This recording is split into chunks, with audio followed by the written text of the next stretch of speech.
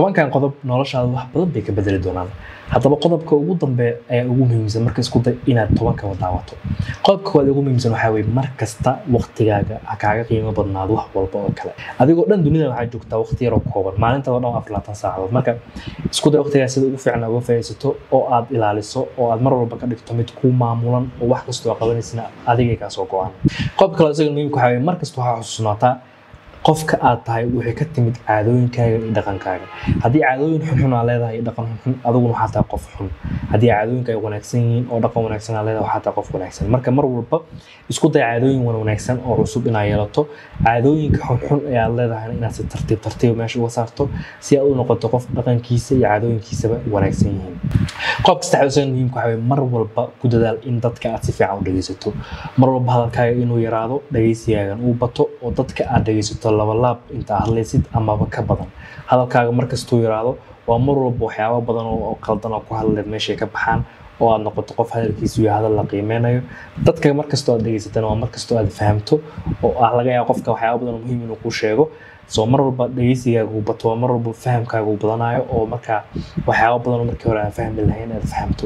Sidoo kale hadalka badan wuxuu keenaa dadka inay isku dhacdaan, dood meesha ay timaado oo hadhow isku xanaaqdaan xitaa. Marka mar walba ku dadaal dhageysigaaga inuu ka bato hadalkaaga. Qodobka afraad waxa weeye qof kasta isku day waxyaabaha uu ku fiican yahay inaad aragto. Qof walba Ilaahay uu abuuray wuxuu ku fiican yahay iyo wuxuu ku xun yahay jiro. Qofka adduunka ugu fiican imika wuxuu ku liitaa. Haddii adigu waxa qofku ku liitaa daba gasho, waxa dhici doonta qofkii inuu ku noco. Marka dadka si ay ku jeclaadaan, bulshada ay ku ixtiraamto, mar walba qof kasta waxa uu ku wanaagsan yahay isku day inaad diiradda saarto ee ku muuqato oo aad aragto qofka wanaagiisa. Qodobka shanaad isagana waxa weeye mar walba ku dadaal maalintaada si ay u qurux badnaato oo waqtiga uga faa'iidaysato in subaxdii xil hore ka toosto. Subaxdii xil hore markuu qofka ka tooso waqti maskaxdaada ay furan tahay oo maskaxda fresh ee tahay markaa soo toostay oo waqti aanad mashquulaynin dadka ay jiifaan waxyaabo badan qabsan kartid. Marka maalintaada subaxdii hore waxaad ku beegtaa waxyaabaha adiga muhiimka ku ah ee noloshaada horumarinaya. Iskuna day xil horena hurdada ka kacdo.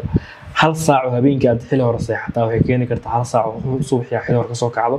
saacada wax badan baa ku qabsan kartaa. Tijaabi bal adiga xitaa subaxda xilli ka toosto dadku intay hurdaan bilaa buuq way, qof wax ku diray mala maskaxda fresh way, happy baa tahay, koob yar oo kafee soo qaado, shaqo badan baa qaban kartaa. qodobka lixaad isaga muhiimka waxa weeye mar kasta ka walwalin waxyaabaha aanad waxba ka qaban karin. nolosheen waxaa jira waxyaabo aad wax ka qaban kartid iyo waxyaabo aanad wax ka qaban karin. waxyaabo aad wax ka qaban kartid xooga saar, ku dadaal, horumari. wixii kale adiga baxsan Ilaahay tala saaro, ku duceyso, Ilaahay ifado ku dhig. laakiin ha ka walwalin waxaan wax ka qaban karin. wixii wax ka qaban kartid xooga saar. haddii kale waxa iman doonta stress inuu kugu dhaco, nolosha aad ka dhacdo oo aad noqoto qof aan horumar lahayn. marka xooga saar oo ku dadaal waxyaabaha wax ka qaban karto si fiican uga soo bax oo horumari oo qurxi. qodobka toddobaad isaga muhiimka waxa weeye mar kasta ku dadaal aqoontaada inaad kordhiso.